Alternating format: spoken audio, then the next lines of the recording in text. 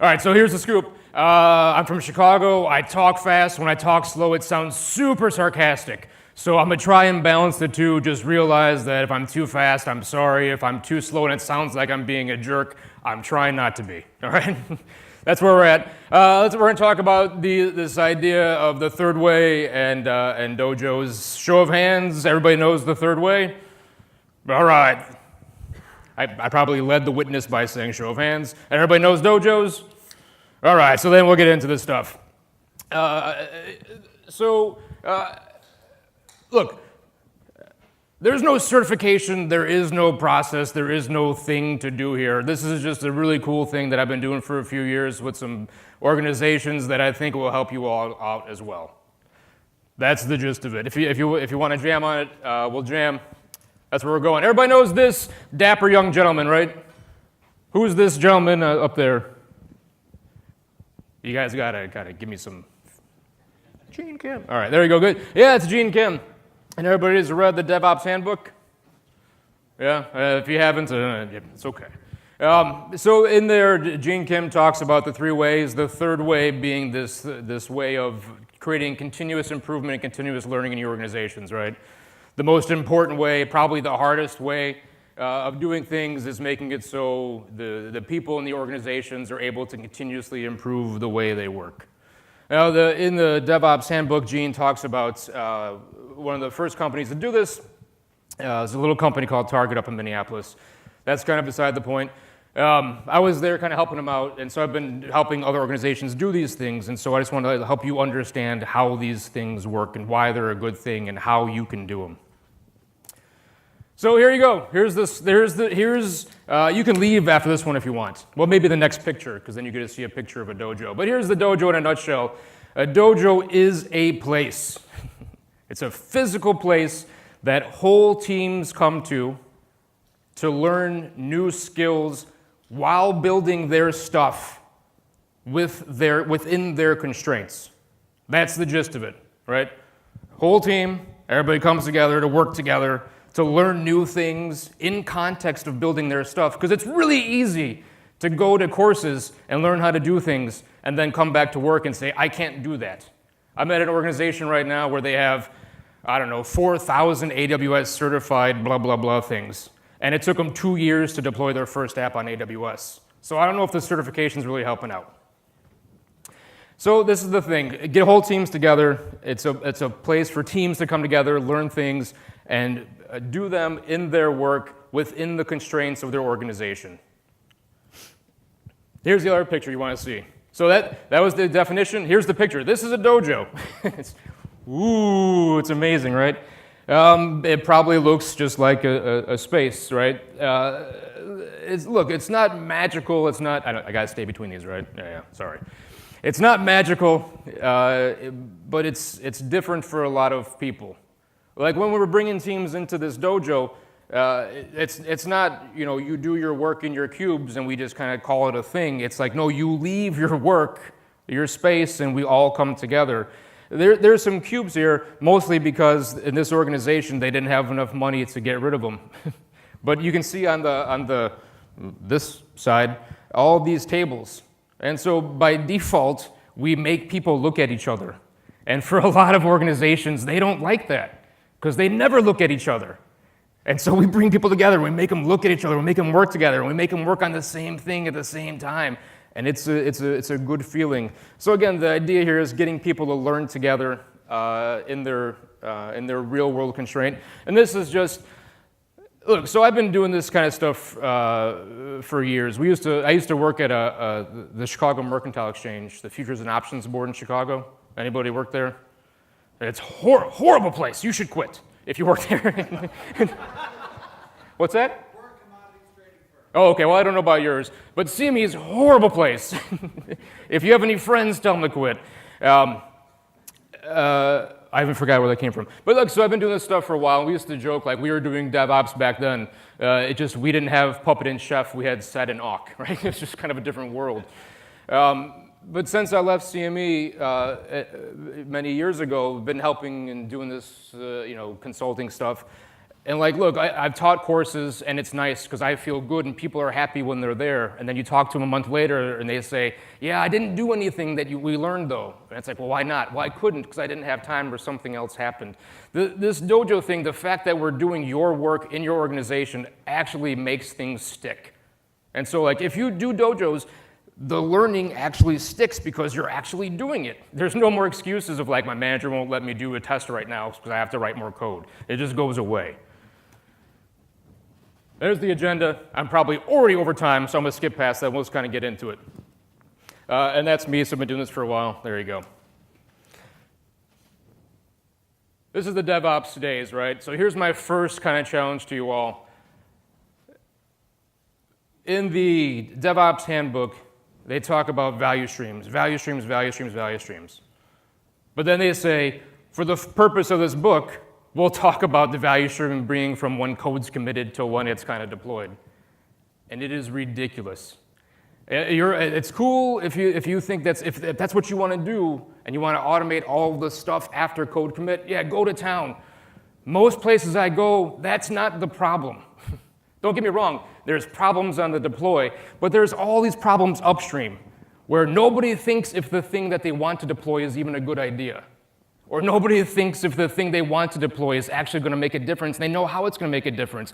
Or the fact if they have a team, or if the fact that design is actually outsourced. So the constraints are upstream, and you're trying to fix the wrong constraint, you've already lost. So what we try and do inside these dojos, and again, why I say it's whole teams, is because we bring in a whole team, and it starts from this customer ideation and problem identification space until the problem's been solved. And it's that whole team that's responsible for identifying that pain to knowing that the pain is resolved in a tangible way, working together to solve these problems. It's not just dev and ops. It's design and product people and marketing and everybody kind of coming together. It's horrible when it's the lawyers, but sometimes it's the lawyers too, right? Because you have to know where your constraint actually is. And so we bring all these people together and we have them work together to actually solve problems in a good way. And you're probably saying, but they all have to work on 10 things at once. And that's the problem, is that when you have all these different groups and they're all, it's not in this deck, but I spend a lot of time talking to people about efficiency versus effectiveness. In many organizations, they care about being efficient. My team is 100% utilized because we always have a lot of tickets to work on. But that doesn't mean anything is ever finished. Everybody celebrates starting and said they should be focusing on finishing. And by making teams come together, we focus on finishing. So here's another part of the problem space. You're all here today at DevOps Days, and probably, for me, this is an assumption, for many of your organizations, this is your training event for the quarter or the year. You get 5 days of training a year, and we're a learning organization because maybe you get 10 days. If learning is a special event in your organization, calling yourself a learning organization is asinine because the majority of the time is just doing what we always do. And so again, what we're trying to do is we're trying to say this idea of this third way, continuous improvement, continuous learning, we're trying to create these environments where every day people are trying to look at what they're doing and learning new ways to do things. And this whole idea of scaling knowledge, how do you all scale knowledge today? What do you do? Documentation. In SharePoint? Oh no, Confluence? There you go, it's one of the two. I always joke that there's no crying in SharePoint because if there was, nobody would find it anyway. The challenge with either of them is that they're always updated differently and nobody knows which one's right. What we're trying to do, this idea of documenting things and saying these are the best practices and these are how things work is nice, but it doesn't work. And so what we do in the dojo is we start creating these little networks of people that are interested in things because we have multiple teams working on their stuff, but there's lots of overlap. And so it's really easy to say, you're trying to do Windows automation, yeah, it's really hard, but we got another team that's already a couple days ahead of you. Let's kind of get you together. And then the commonalities evolve when you create these nice internal networks where people aren't documenting things, but they're sharing what's working together in real time. And that's way cooler than Confluence. So in summary, your learning needs to be holistic and needs to be all the time, and you can't just document it. You need to create internal networks. You need to be able to share these things. They need to be alive and be fed. So the dojo, let's get into it. That's the problem space. Here's what we do. Look, Andrew said Scrum is an illness. I totally agree. I spoke at this conference in Kansas City a couple years back, and my talk was, forget Scrum. Just a lot of asterisks. So I am super anti the whole kind of Scrum space. This is what we do. This is the dojo kind of flow in a nutshell. Teams have to know what they're getting into. And so we give them a little overview. Hey, this is what to expect. Do you have the right people? Are you ready to do this? If you're not, then we can wait. These are all yes/no decisions, both for the dojo and for the team. Once the team knows what they're going to get into and they're ready to come in, we do this thing called chartering, and I'll show you in a second, but that's really to make sure that the people doing this experience together know how they're going to work together. And they're on the same page. It's about setting expectations. And then inside the dojo, for majority of teams I work with and organizations we do, it's a 6-week thing. And talk to me later if you want to know why it's 6 weeks. There's reasons behind it. But what's happening is during the 6 weeks, there's these 2.5-day buckets where they're doing things. And so it says 2.5-day sprints, but the reason why it's 2.5-day sprints is once you do things that small, all of that Scrum nonsense goes away. When you want to say, how many story points is this story? It doesn't matter. You have 2 days. Can you finish it? No. Too big. What can we do? What should we do? What's interesting? All of that nonsense goes away. If your stand-ups take an hour, man, that's stupid. If you got 2 days, you don't have time to do it. And you're working on too many things. So like this, don't call it a sprint. Just call it like, what are we going to work on next? What's the most interesting thing? And we go through this over and over and over again. And sometimes it's more on the discovery, sometimes it's more in the execution, sometimes it's in testing, but it's this team working on what they need to do and saying, what's slowing us down right now? What's hurting right now, and what do we need to fix? So it gets them into this repetition of solving problems. And then we set them up for success when they leave, doing a little interview and making sure that the things they're doing are sticking when they actually leave this space. The dojo is like a safe space. You know, you can be wrong. That's the other cool thing about 2.5-day sprints, right? If you're wrong for 2.5 days, not a lot of people get fired. When you're wrong for two weeks or 4 weeks, people get super pissed. But 2.5 days, we can be wrong a lot, and it's okay. So we start out by choosing teams. When you get into it and you choose teams, the things to think about is it the right teams for your organization? Are the people together? Can they do these things? Do you have the right perspectives and skills? Those are the things you want to think about. This is a picture of myself working with a group that was starting to figure out what they wanted to work on. And I think what's interesting about this is actually like a value stream map. This group was doing some of the standard kind of DevOpsy stuff. And they came in and they just said, we have to automate our deployment. And I go, okay, we can do that. That's pretty easy. It's kind of boring. Why do you want to automate your deployment? You start asking these questions. And they go, well, because the testing takes too long. Well, why does the testing take too long? Well, because usually they're testing the wrong thing. Well, why are they testing the wrong thing? And so you start going through this thing and you realize that the automation, while it should happen, the problem is the testers don't know what they're testing. And so even automating it just means you're going to have the wrong thing faster. And more people pissed. And so we had to kind of walk them through these things and say, we'll get to the automation stuff, but we got to we don't want to be doing the wrong things. So let's get back there and start doing the right things sooner. So we get them up in these charterings to frame up the problems. These are the things we go through.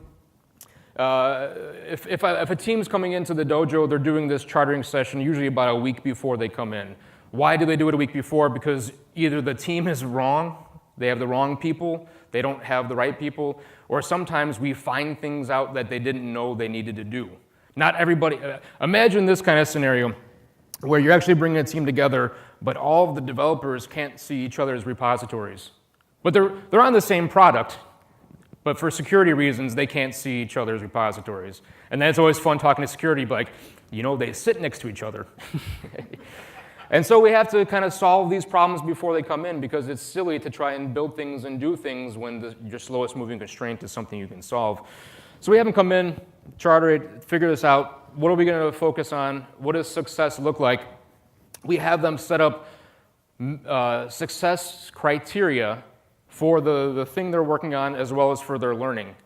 And the success criteria we do for them isn't just, we want a pipeline. No, it's kind of like, what does a good pipeline look like? Why do you want it? How do you know it's a good pipeline? Who needs to do it? How fast? How slow? We need to have binary measures. We can't just say, I have a Jenkins job. That's not interesting. And so we walk them through these things, thinking about concrete binary measures of what they're doing. We walk them through how they're going to work together. And on the far right, this idea of a skills matrix, this is a really nice thing. And so the dojo is about learning and about improvement. Bring the whole team in, and we say, based upon this thing that we're trying to do, what do we need to have to be successful? What kind of competencies, what kind of skills do we need to be successful? And we lay them all out, and we lay out the people. And then we say, first and foremost, who has the ability to teach these things to each other? Because I'm kind of lazy, I don't want to teach anything. If the team can teach each other, it's better for me, but it's also better for them. And so the first thing is them realizing they can actually teach each other these things. And so they put a little check mark and say, yep, I can teach this, and they do a circle if they want to learn it. And it's nice because it also sets this expectation that not everybody knows everything, and there's something for everybody to learn.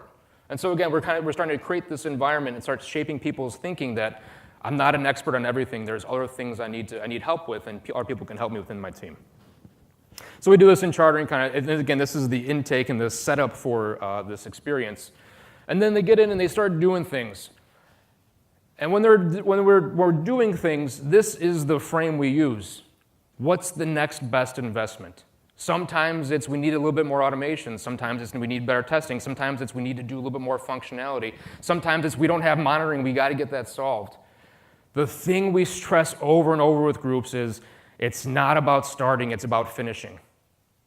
And so that's the hardest thing for many organizations to start. This one dude, about a year ago, he came to me, we were doing this kind of like, what are we going to do next thing? And he said, well, I'm not going to work on any of that. And I go, oh, that's great, what are you going to work on? And he goes, I'm going to work on some more APIs. And I go, okay, have fun. And he goes, well, I need to make sure that it's up there. I go, I don't care what you do, because we're trying to solve this problem, and your APIs aren't even needed right now. So all it's going to do is get in our way. So if you don't want to be with us, just don't be with us.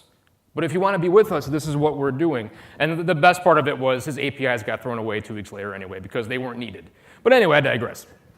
But it's this whole thing that the team is saying, what's our next best investment? What do we need to do together? Here's a sample of what some teams have kind of go through. So again, if it's kind of like a brand new product development, they're doing some framing of discovery, maybe doing a little bit API design, figuring out services, figuring out deployments, those kinds of things. If we're having teams doing cloud migration, it's setting up strategies. But what's interesting here is all of these things are very small and controlled and constrained, and we have small steps that we're all working on together as a goal. It's not, go do the pipeline now, and then you go off and do the cloud formations, and you go do something else. It's all of these things, the team doing these things together, solving these problems together. And then we do these nice little exit plans, right? Make sure everybody's good, make sure they're not scared to leave. I actually put this up in every place I've been, this idea of, Andrew had principles, practices, tools. I put up values, practices, and tools. Because the majority of organizations I go into, all they care about is people learning tools. And I want them to realize that tools are volatile. Tools are driven from practices which evolve and emerge over time, but they have to have core values. And the things we want to learn are these core values, so that when the tools change, because they will, we're not in a bad position. Right? And so this is what we put up everywhere when we talk about teams, but we're focusing on them and learning the values behind things. The space, I'm going to skip over this just in the sake of time, but we try to have very open, collaborative spaces. But again, if you're going to do this, set the stage with your teams, make sure everybody knows what's going on, make sure the learning goals are adaptive to the team. You can't just say everybody comes in and here's the curriculum. Day 1, you do this, day 2, you do this. It's very adaptive to the teams that are coming in. And make sure you're thinking about what's the next best investment for our teams. All right, how bad am I on time? I'm not that bad, right? All right, cool. All right, thanks for the feedback. So the impact of these dojos on the larger organization. So here's the scoop. Dojos are great for teams because they get to learn things and they get to apply skills, and it's a nice thing for teams. The reality is the thing getting in the way of the majority of organizations from becoming learning organizations is themselves. That's cut and dried. The majority of your problems is in of yourself in your organizations. The dojos make these problems super painful. If I have a team and we're trying to deploy something to AWS, and we can't do it because of firewall rule, and the firewall rule process takes 2 weeks, it's like, well, look, this team was trying to get something done today. Why does it take 2 weeks? Well, because we have a change control process and blah, blah, blah, blah, blah. But the team is not going to production, they're going to non-prod. So you start having all these weird things. So what's nice is that everybody wants to do agile transformations and blah, all these weird transformations.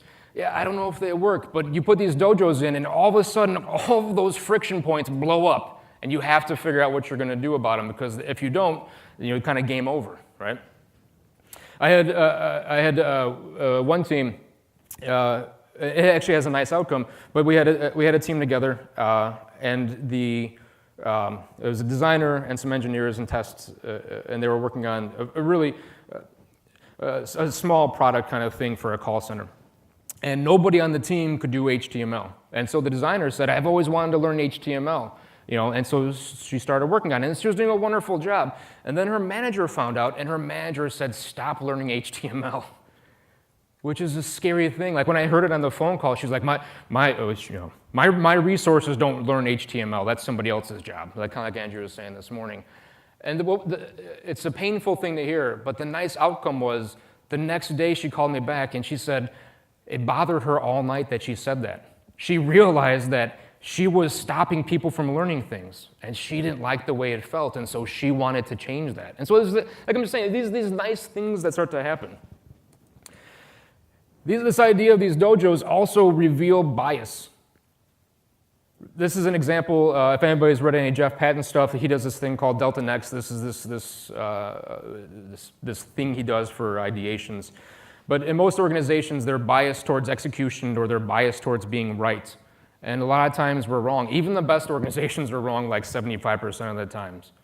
And so what we're trying to do with these dojos is expose your bias. If you think this thing's gonna be successful, tell me your baseline and tell me what the delta is gonna be. I'm not sure how many of you in here do use statistical methods or anything like that, but if you wanna have a good time, and you're working with product communities or operations or anybody like that, start introducing statistical methods. Behavior process control charts, those kind of things, and saying, well, you said this was gonna make a difference. Statistically speaking, it made no difference, but it cost us a lot of money. They don't like those kinds of things until they start realizing that you're trying to help, and then you start saying, what would be a smaller investment that we think might have a better impact? And so we start exposing our bias and saying it's okay to be wrong. So there you go. If you do these dojos, realize it's gonna be nice for the team, it's gonna be painful for your organization. I have not seen it, any place I've been, I have not seen it not be painful for organizations. Really quickly, you're gonna have to figure out all the things that have been getting in your employees' way and your team's way that they've been complaining about for years. Whether it be access to public repos or access to other teams' code or build environments, or I don't understand the firewall policies or security because security likes to get involved in stuff.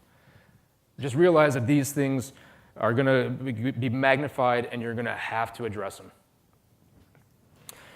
So there you go. By now, you're all jazzed and you want to do it. I'll take that as a yes. All right. So before you do it, think about these things. Think about, you can't just kind of randomly pick a team and just say, hey, we're going to do a dojo now and everybody's going to be happy. Think about where you're going to put your focus, what's important for your organization, what's important for your teams, maybe strategically where you're going.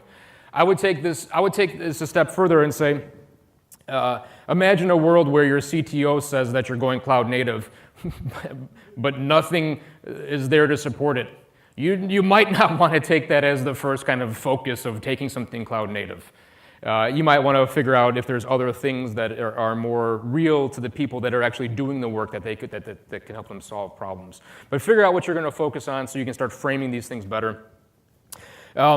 If you don't have a space, in a lot of places I go, they've invested in nice open spaces to bring lots of teams together. The reason why they get a large space and bring lots of teams together is so teams can share ideas, And also, we have like this group of coaches, and by coaches, I don't mean consultants from outside. I'm a consultant, but every organization that does these has their own internal people that help teams. And so, if you have people go to teams, they can't help as many teams as if all the teams come to them. So we create these spaces, teams come to us, and that's how we scale as much as you need to scale in the sense of helping multiple teams at a time. So go to the team. If you can't get a space, by all means, go to a team if you have to initially, just as long as it feels different. I would say don't go to like their cubes, because the nice thing of it being a different physical space is that now it starts to feel different and seem different, so it opens up the mind to different ways of thinking about problems. So in organizations that couldn't create a space, we've just grabbed a conference room. And don't get me wrong, by week 3, it's horrible in the conference room. It smells and everybody's angry, but at least it's different, right? And then like this last thing, I don't skip on coaching. Look, this is not a pitch for me. This is a pitch for you inside your organizations. You're gonna have to if you do a dojo, you're gonna have to have coaches. Your best engineer might not be your best coach. There's like this weird line, right, where like you know the answer, but the cost of somebody being wrong about it's okay. Like it's kind of like this thing like I can tell you how to build a Jenkins pipeline job, but if you spend a day on it and you're wrong, it's not that bad, and you probably learn things about why it's broke along the way, and it helps make the learning more rich. It's better than me just telling you what to do. But of course, if the cost of being wrong is very dangerous, then by all means you can't let people kind of walk off the cliff. And sometimes engineers don't know where that line needs to be. And so just make sure that if you're investing in coaching in your organizations, you get good people that have good skills, but also know how to work with people and know how to let them learn. So if you're going to start it, figure out what the practices and the core that you want your teams to learn.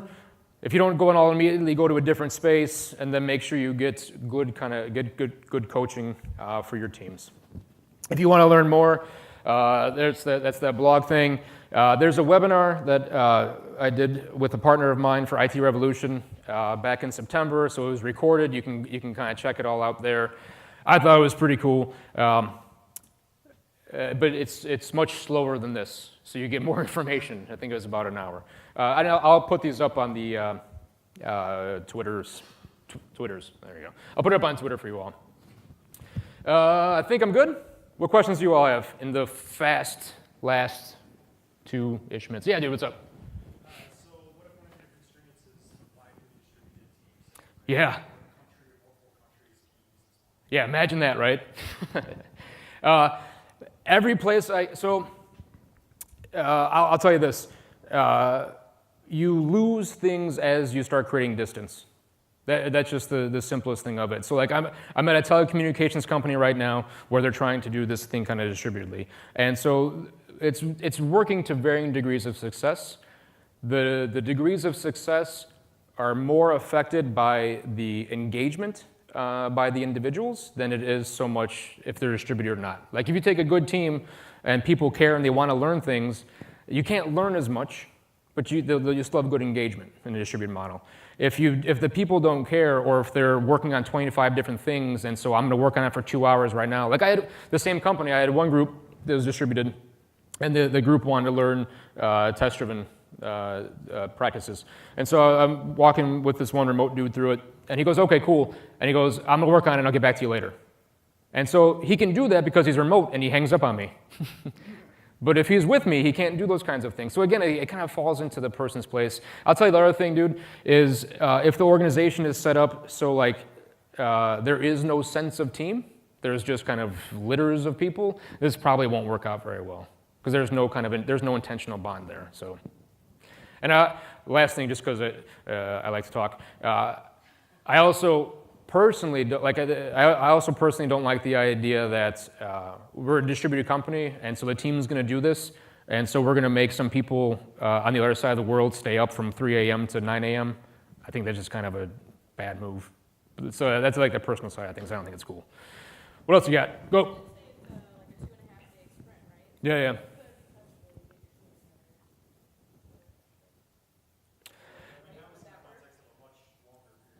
Yeah. I mean, so for some groups, what we've done is, if it's a 6 weeks ordeal, we'll have the team come together for the first 2 weeks. And then usually what happens is the first 2 weeks are really good, the next 4 kind of, But I mean, there's options in there. It kind of depends on budget. But I mean, there's so many other nuances inside there that there's no easy answer for it. Yeah. What you got, dude? So these teams that you say you're charting or you're trying to make sure that they're the right teams, when they leave the dojos, are they the same teams or they could be coming from? That is an awesome question. Are they the same team when they leave? They need to be. They need to be. And so that's actually a trap a lot of groups fall into is they'll say, we're going to make a team and there's going to be 8 people from 8 different teams. And so they'll come together and they'll learn things and then they'll go teach everybody else. And that has never worked. And so, I mean, it's the whole scaling knowledge thing. Once one person knows, they'll do it. And there's not enough inertia and momentum. And so that's one of those preconditions is, will the team stay together? If they won't, I don't think it's a good investment. It's one of those things too, like if you do this, you'll find out pretty quickly your organization's level of commitment to these things. If they say, yeah, we'll do it, but just for a few weeks, like when the teams are in the dojo, it's 8 hours a day, 5 days a week. So if teams are saying, well, my team can only come in for 2 hours, it's like, well, sorry, not gonna happen. Like this is a commitment. You have to want to do these things. The last thing, so I don't forget, so it's obviously a lot about learning. The idea also is, if it's a 6-week model, the first 2 weeks is heavily guided. We still want them thinking about what they're learning and what they want to do, but we're heavily suggesting where to go. The second 2 weeks, it's more of a pairing. Where do you think you want to go? What are you observing? What do you think we need to do next? The last 2 weeks is more observational from my perspective, because I want to make sure that they are thinking about the things that are slowing them down. Because if I just teach somebody for 6 weeks, that doesn't mean they're going to have this reflective period continuously. And so that's why we have this kind of thing where it's stagger it back, start off strong, guide them, peel back, peel back, peel back until they're aware. So when they leave, they're aware. And that awareness dies if the team dies. Anything else? What other questions you got? What you got, dude? Why 2.5 days? Just because it kind of. So here's the horrible secret. It was just kind of we knew 2 weeks was too long. We knew a week was too long, and we were just trying to figure out it'd be cool to get 2 in a week. And so we got into these 2.5 day things. We never tried going any smaller, and we always knew that whenever we went bigger, teams never finished what they did. And so it was just kind of like this trial and error thing where it felt like if I have a team of like 6 or 8 people and we're trying to finish something, it's easy for us to focus on 2 days. As soon as we say it's going to be a week, then it becomes like parallel work. Well, I'm going to work on this while they work on that, and we're going to converge on Thursday. And it's like, it doesn't work. So yeah.